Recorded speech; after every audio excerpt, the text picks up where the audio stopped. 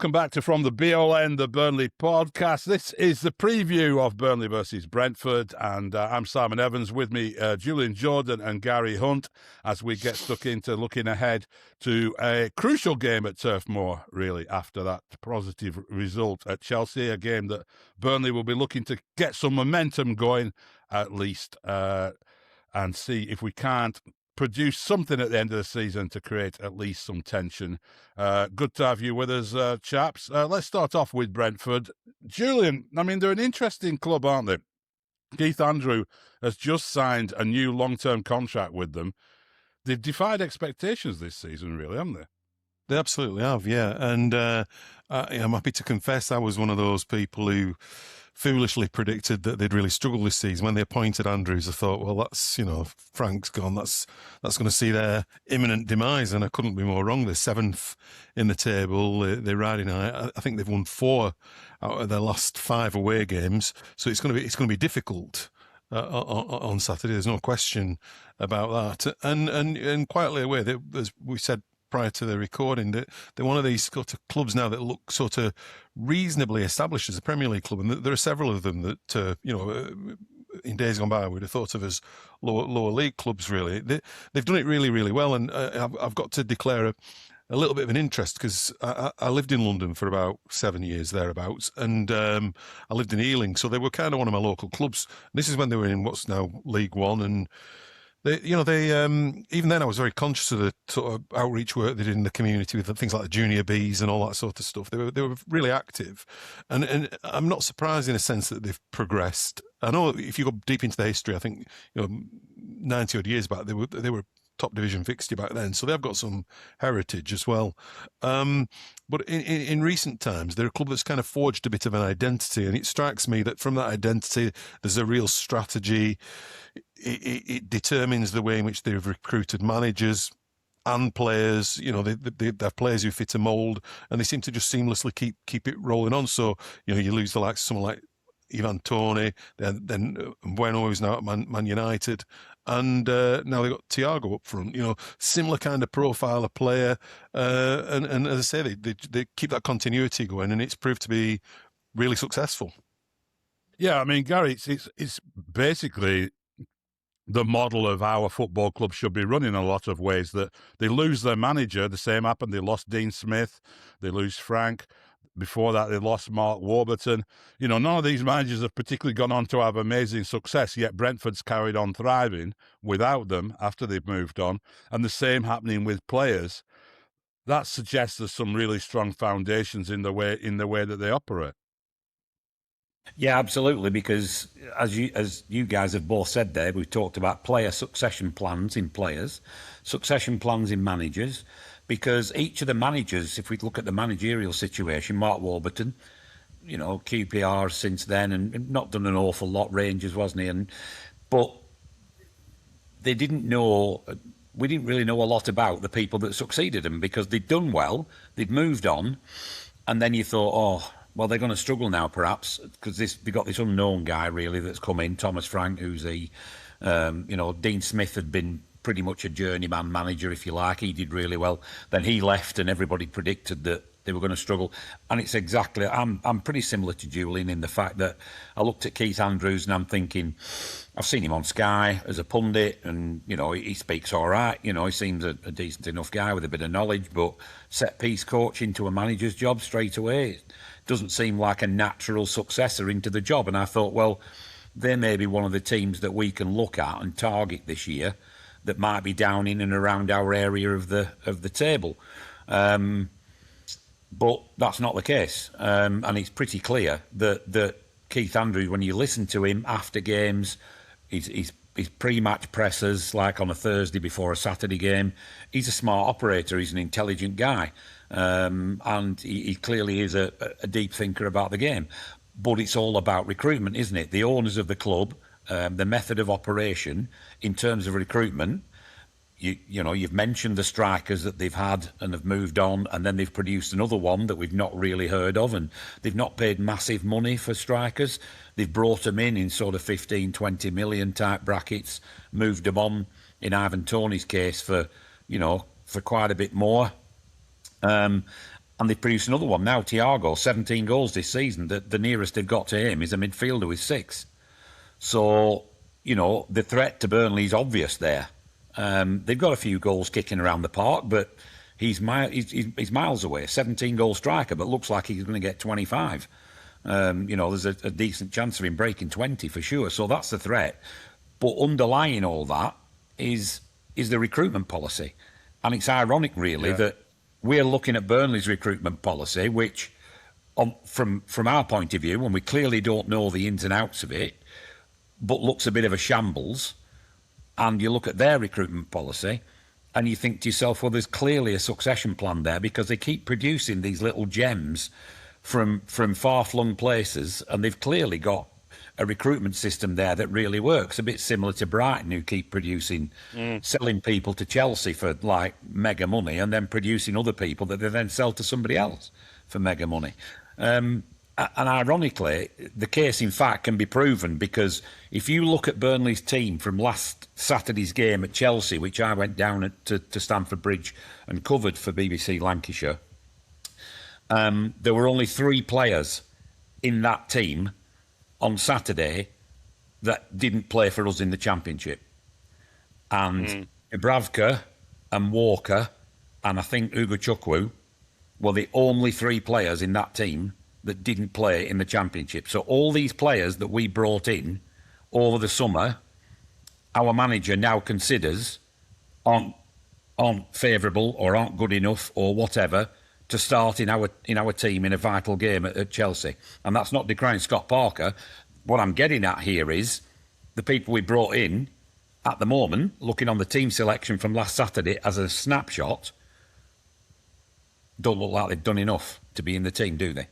And that's our recruitment. That's our recruitment compared to, Brentford's, who we currently going to play.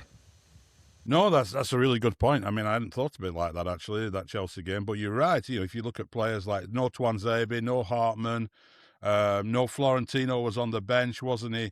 Breuer wasn't featuring. So, yeah, I mean, a lot of players Go through the team, Simon.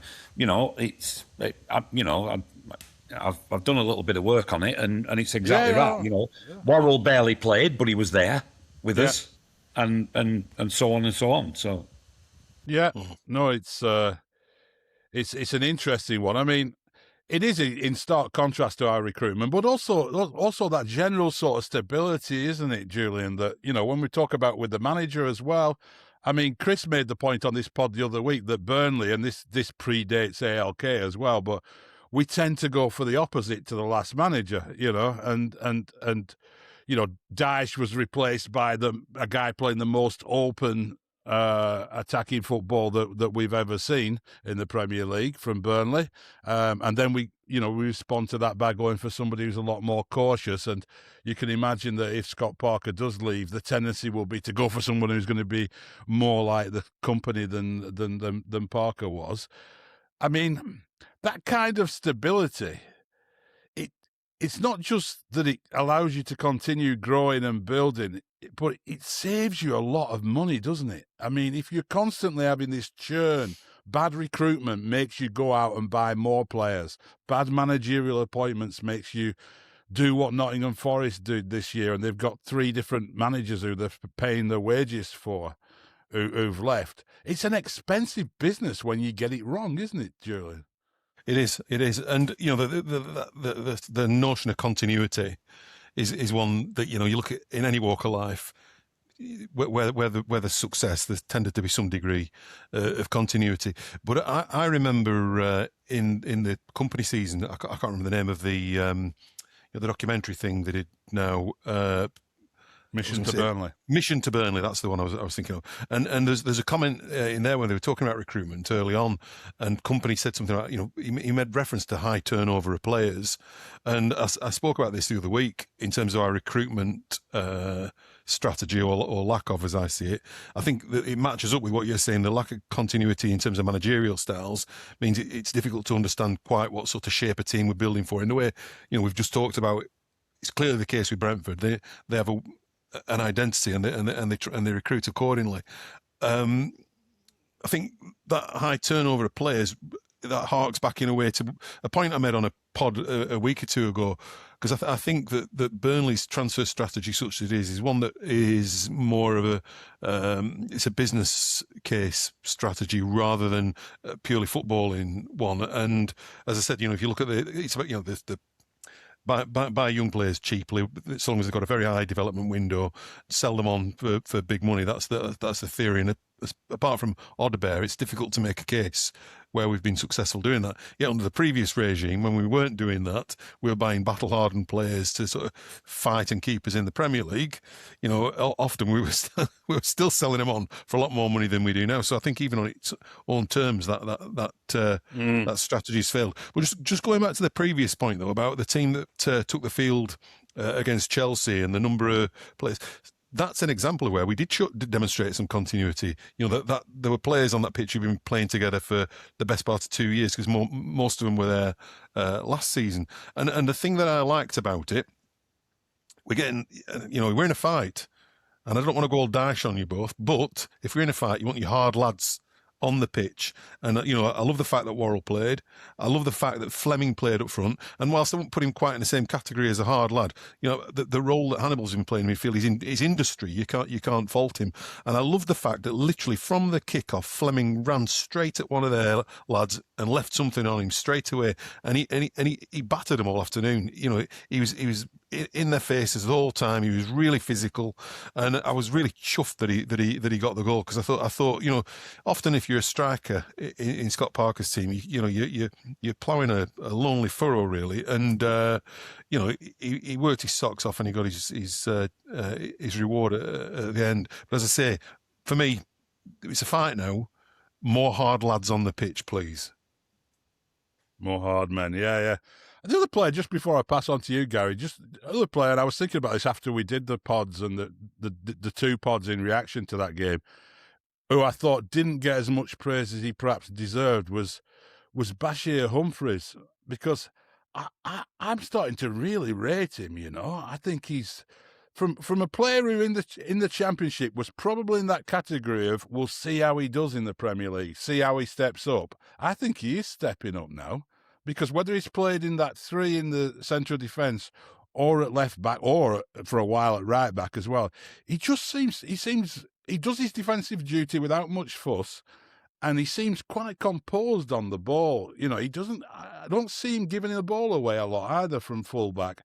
Maybe he's not exciting overlapping in the way that Hartman was earlier in the season or the way that Lucas can be sometimes, but going back to your point, for people who you want to be doing a job and getting in there and not making mistakes and being 100%, I think he's the man for the job at this time of the season as well. But just wanted to get that across because I didn't think we gave him enough credit, really, in the different pods that we did. Gary, do you think that when we talked about the Chelsea game and we were saying we picked out Worrell, we picked out Ward-Prowse, we picked out Fleming, do you expect all three of those to be playing? Because there's none of them of obviously Ward-Prowse is new, but the other two have been a bit in and out. Do you think that they've earned themselves a spot for this game? You think Parker sticks with him? I would. Absolutely, I would. This is... I mean, we've got draws. We've got that win against Palace. The squad will be more confident now because they've got rid of they've exercised the Mansfield thing. That's been banished to the bin now. We've done that to death. They've come back with a decent performance at Chelsea, got a good point away from home, but we need wins. We have to close that gap and give ourselves a fighting chance going into the run-in. And to do that, I think all three can play, but we have to change the formation to get Ward-Prowse into the team, to play with Ugochukwu and to therefore let Hannibal go and do what Hannibal does. Because Hannibal gets us up the pitch. He carries the ball. Ward-Prowse is the same. Ward-Prowse has got the distribution. We know that. It's one of his strengths, passing, delivery, all these things. So he can play alongside Big Les for me. And then Hannibal can maraud up the pitch and support the others. And yeah, I would absolutely, I think, I said on the pod on Monday, whenever it was we did it, or Sunday, wasn't it? Sunday, that I think Esteve plays better with Worrell because Worrell's a talker, he's a leader. Esteve has been a young man who's got pots and pots of talent, and one of our more saleable assets, and loved by the fans. And he's done a great job for us. He's had a bit of a wobble this season, but I think he's really come through that now. And I think Worrell's a part of that. I think talking, organisation, leadership, knowledge of the division, and the players that play in it, and the way they play. I think that all is all things that Worrell brings to the table. He might not have the pace. I'm not sure he's ever been really rapid, but I think he reads the game, and I think he influences other people around him, which I think is really positive. So I'd go 4 at the back for this one. I want us to be a bit more ambitious when we've got the ball, and not try to be that team that plays on the break. We have to try and play at a high tempo with some intensity. Yeah. 10 minutes into the game, a James Ward-Prowse corner to the back post, and Joe Worrell gets up, nods it in, and the turf's on fire then, isn't it?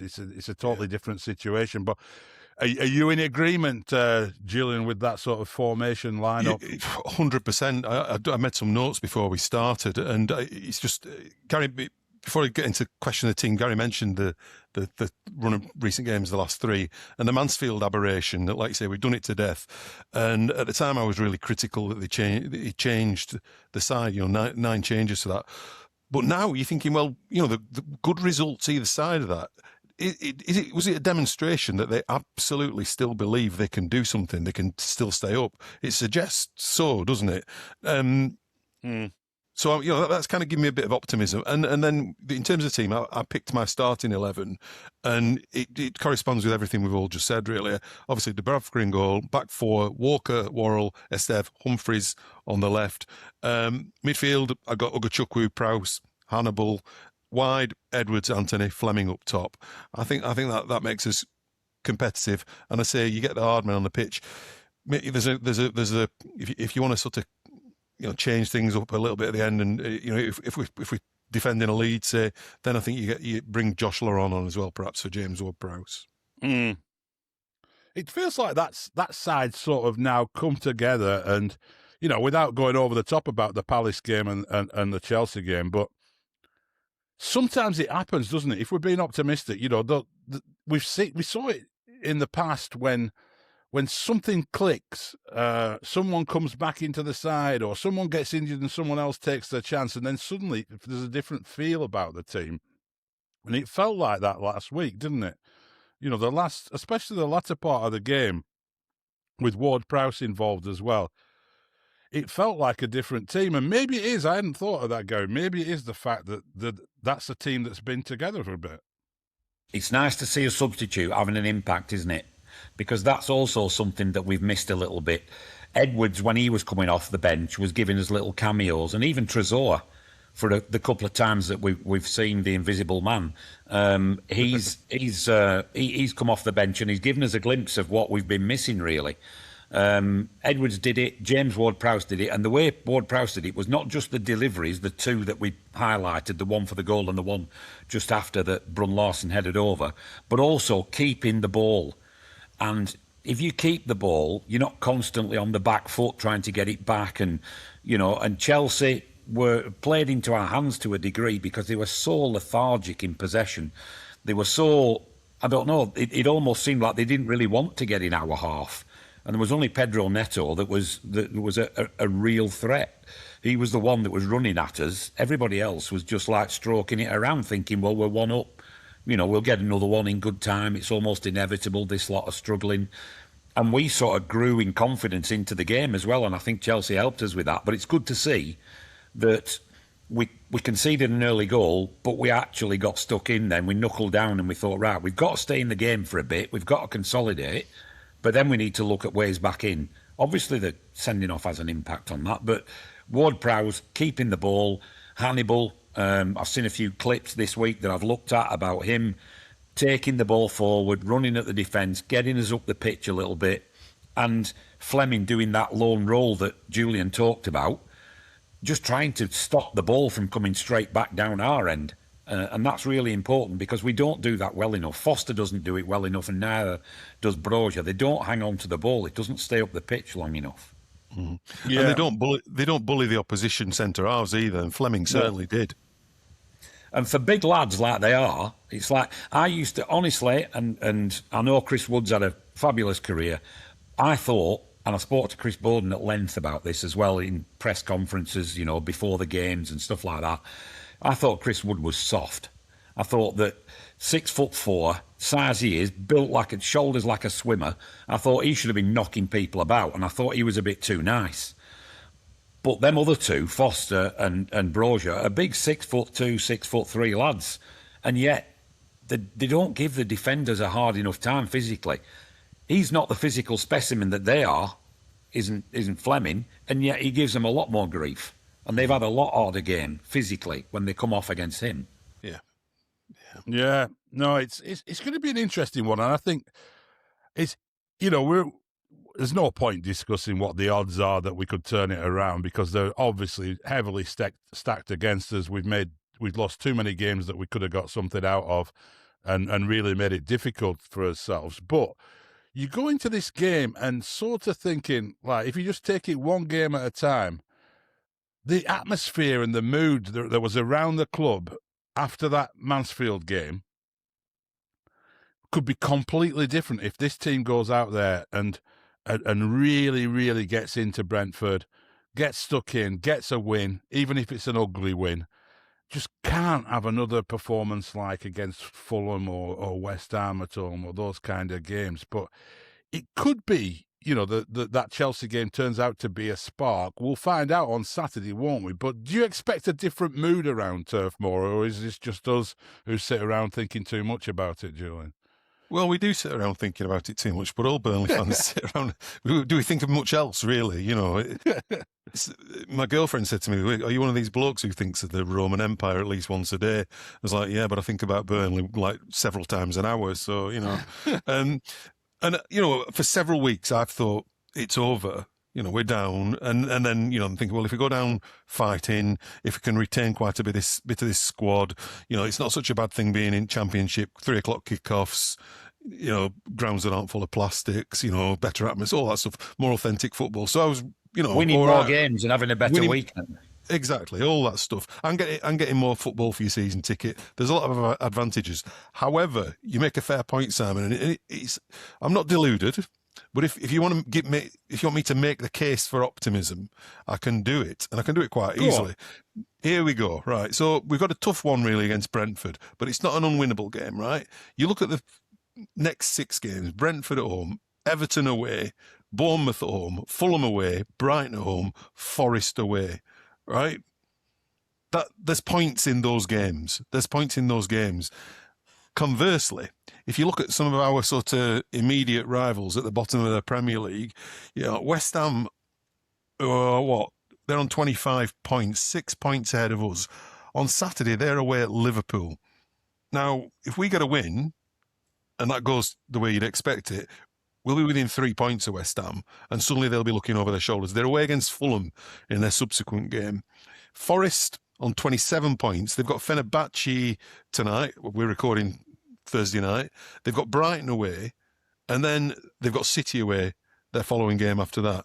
And Forest are in some degree of disarray. If you're getting onto your 4th manager in a season, something, smells rotten in Denmark, doesn't it? You know what I mean? That's it's a clown show, let's face it. Spurs, can't back. The worst, in terms of current form, the worst team in the division at the moment, Spurs. Bottom of the form league, yeah. They've got Fulham away, Palace at home their next couple of games. Now, you wouldn't think they're that difficult, but it remains to be seen how dented their morale is after being mauled in their local derby, their big derby game, 4-1 against Arsenal. And then Leeds are on 31. Might be a bit of a stretch for us to start thinking about can we catch them at the moment, but they've got City in their next game. A win this weekend sees us make up ground significantly, I think, against some of those teams immediately around us. And it creates a sense of momentum, because if you forget the aberration of Mansfield, a win would mean, 7 points out of a possible 9, which by anyone's standards in the Premier League is a good. it's a run and it's a good return over 3 games. You know, there's that famous Warnock quote, isn't it? You've got to die for 3 points. And we sort of really learned to understand that when Dyche was the manager, because we saw the effort that they put in, and just that, even if we were struggling with that constant turnover of points, picking up that odd draw away from home, and cumulatively over a season, it was always going to be enough. And we've got a very, very tall order in front of us, but of some of those teams immediately around us, someone else will get significantly dragged in. We've had a terrible, terrible run that we seem to be coming out of now. It's quite within imagination that one or more of those clubs around us will finish the season terribly. Yeah, and you think there's clubs that have form for for the wheels falling off. West Ham, it happens to them sporadically. As I say, Forest could be a basket case this season, depending on how things go with their new appointment. So you can make a case for us. You can afford to be optimistic. We'll probably regret talking like this, and on Sunday, when in the rapid reaction, it'll be misery. Queuing up to chuck ourselves off window ledges, that kind of thing. But, at the moment, you can look at that and think, absolutely, there are grounds for optimism. And as you rightly say, if we do get something, if we start well, the atmosphere at the Turf will be transformed. It'll be the polar opposite of what happened against Mansfield. Love it. I'm sold. I'm in for it. I'm signing up for that. But I think you're right. And I think, as at some point in the season, if we were going to survive, we had to have a run of games where we pick up some shock results, where we pull off a few surprises and also beat the teams that we're expected to beat. And that just hasn't happened. And there's no reason why it couldn't happen now at this end of the season. Finish us off, Gary, in an optimistic mood yourself. Let's not, let's carry on with Julian's tone there, because I genuinely do believe he's right, that there is a chance that we could really start to put some pressure on teams at least. No, I agree. I agree with what Julian said. I'm a glass half full guy, me. And I always want to look on the positive side of things. I hate the negativity that surrounds, but you can't get away from that when you're not getting the results, because that's what it's all about. That's the be all and end all. Performances, the managers will tell you they lead to results, and if you get the performance right, the results will come and all the rest of it. But I don't care how we play as long as we win. Yeah. But yeah, so the first word's if. We've been at this crossroads before in the season, and if we can win, we've got this run of winnable games. But we've had those games before, and you talk about Fulham and Palace and people like that when we thought this is where we can grab some points. So we have to be positive. I think that's the thing. We've got some confidence because the guys have had a decent run. Obviously go back to Liverpool away, and then you get to Palace, and then you get to Chelsea, and so on and so on. The other word is mentality, because a positive result for us affects our mentality positively, but also negatively affects Nottingham Forest mentality and also West Ham's mentality, and it changes the narrative in the national media as well. Because at the minute, everybody's going, well, Wolves are down, Burnley look like they're down, it's going to be really tough for them. But if we do get within 3 points of West Ham, that narrative will change. People will then be saying, just hang on a minute, Burnley are still in this. We can't afford to ignore Burnley anymore, because and then they'll start looking back at our form, and then they'll start thinking, well, actually, these guys are making a right fist of this now. They've made a real mess for 17 games, but now it looks like they've got their act together a little bit and they're a threat. So, yeah, I'm super positive. I think that, Brentford are a tough team away from home. You can tell that. You look at the results, it's there. But Burnley, at the minute, the way they've been playing, I think there's every chance that we can get a really positive result, get 3 points on the board, and like you said, Simon, get some pressure on those teams just above us. And then let's see what's under the shirt then. Exactly. Looking forward to this now. I'm fired up for this one, but we will be back with you for the rapid reaction after that game on Saturday, hopefully in the same positive mood, and the debrief to follow Sunday night, Monday morning. Until then, hope if you're on the turf, give them a shout for me and everybody else up the Clarets.